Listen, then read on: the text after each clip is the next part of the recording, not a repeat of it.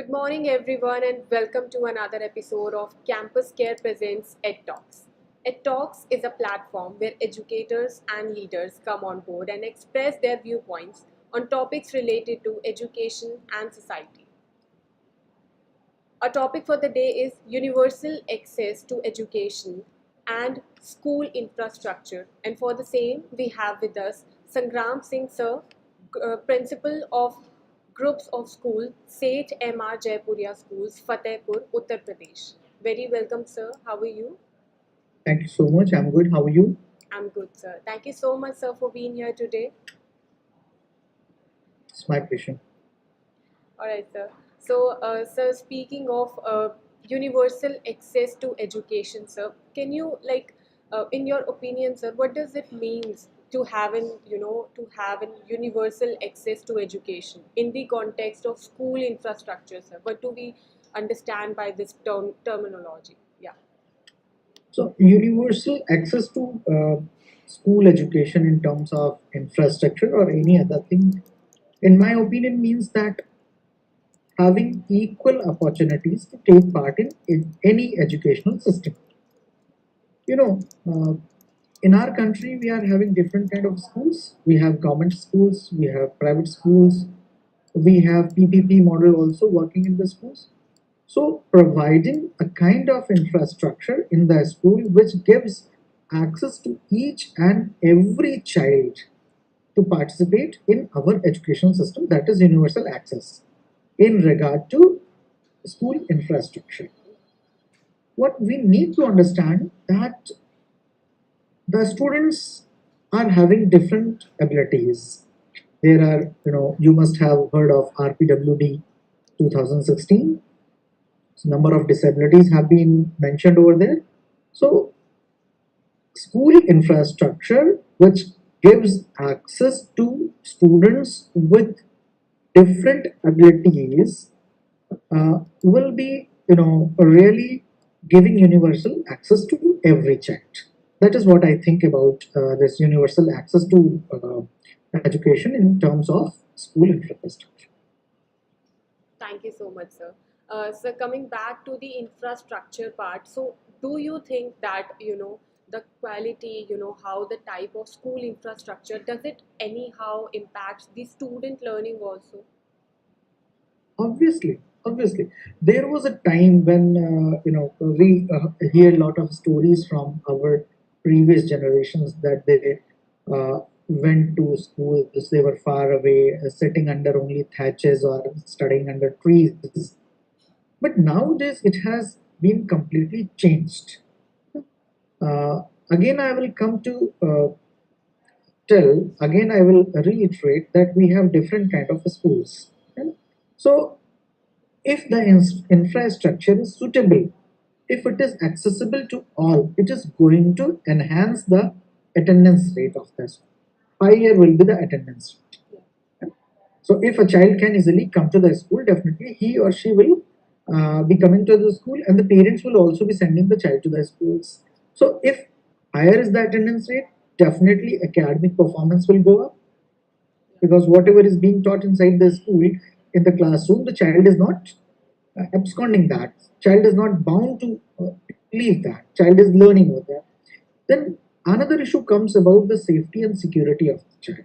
If infrastructure is such that the child is feeling safe and secure, definitely he or she will be in a mental peace, and that will increase learning. Nowadays we cannot leave digital platforms behind. So almost every school, I think, must be enabled with digital infrastructure, and to feel a little bit happy that our government schools are also moving very fast towards digitalization. Yes. Even primary schools, they are also installing IFPs, smart boards, and they are having content from various platforms. So digital infrastructure is a kind of very good aid in student learning. And obviously the school infrastructure must impart towards better mental health of the student, because once the child is in a very good mental state, then only whatever is being taught will be transmitted into his or her brain. So these are the things which a very good infrastructure of a school can enhance. And if we are not having these kind of infrastructures in our school, obviously they are going to act as barriers, obstructions, and hindrances in teaching learning processes. So learning outcomes will be hampered. This is what I think. Absolutely, sir. I think where a student is walking, the school I'm walking into, it creates a big impact that what I'm gonna learn today, what Yes, mood am I in, and it, it, it plays an important role here, sir.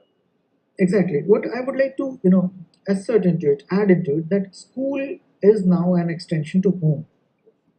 Especially in case of small children, where we talk of foundation stage, preparatory stage. So what we feel like the child is very small, and they are taking too much care in home. And if they are not feeling the same inside the school, so they will not be in a mood to learn. Yeah, So if we make the school as an extension of home, definitely learning is going to be bettered. absolutely, sir. Thank you so much, sir. Moving forward, sir, what are some of the barriers that you think uh, are present there to achieve universal access to education or the school infrastructure, sir? There are, although governments and even all the countries of the world are working towards this universalization of access to education in terms of syllabus, in terms of pedagogy, in terms of infrastructure, yet there are many barriers which must be addressed. First of all, infrastructure, or I should say lack of proper infrastructure, is one of the major barriers. If we compare two kinds of schools, government schools and private schools, so in a number of infra items, private schools are better, and somewhere government schools are also better. If we talk of the ramps, you must have heard of ramps, where wheelchair can be ramps that can be accessed by wheelchairs. If we talk of government schools, almost 47% of government schools are having ramps. But when we talk of private schools, only 16% of schools are having ramps. While you see, in policy, ramps have been made mandatory. So, inadequate infrastructure itself is a barrier. We need to improve infrastructures of all the schools, whether these are private schools or these are public partnership schools or these are government schools. Now, why this is not happening? Because I don't find when there are regulations, these are to be followed by everybody. So the cost becomes one of the huge barriers. Developing infrastructure needs cost, whether it is of government or private schools. So management of the cost. Here, what we can do, we can move towards private public partnership kind of models where the whole society can contribute towards the development of infrastructure. Then digital literacy, not all our parents are digitally literate. That is one of the major barriers. Now, uh, educational system has moved a lot faster after COVID, and it has you can say many facets added to it. So, digital literacy is one of them. Now we have to be digitally literate. Not only teachers, not only students, but uh, parents are also needed to be digitally literate, and they are not. So that is one of the major barriers. Then, what I feel like, disinterestedness of people, whether these are management or parent or even teachers, if they are not inclined towards development, the development cannot happen.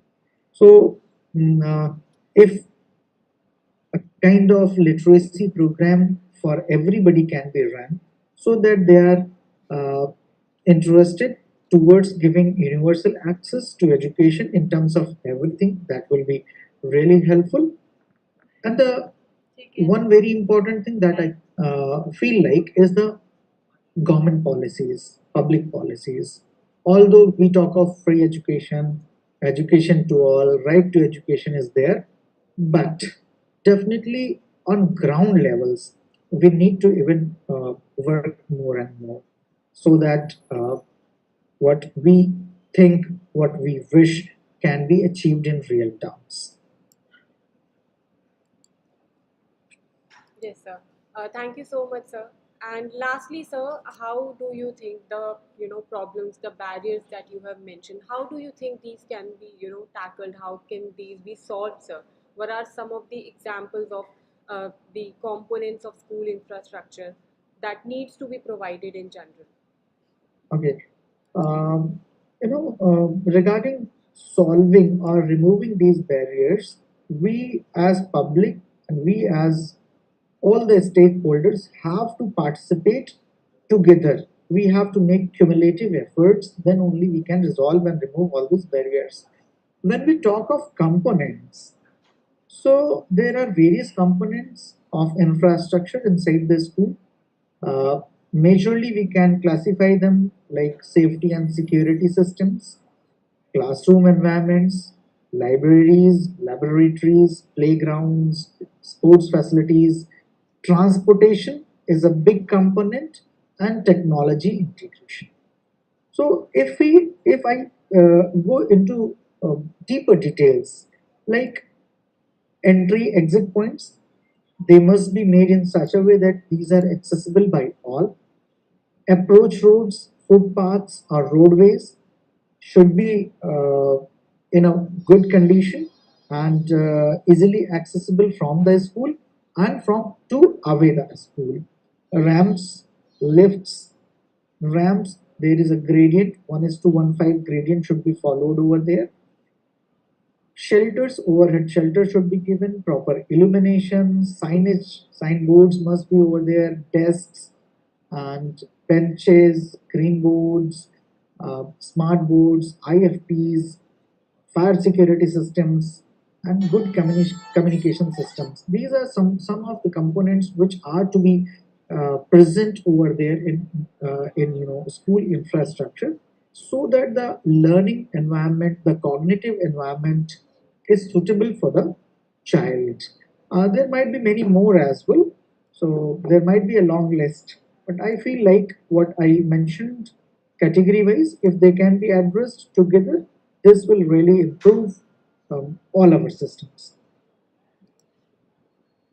Absolutely, sir. Thank you so much, Sangram, sir, for being here today. And I think the points, the barriers you mentioned, the things you mentioned about school infrastructure, it really plays an important part on the students' mental health as well as, how about the learning outcomes.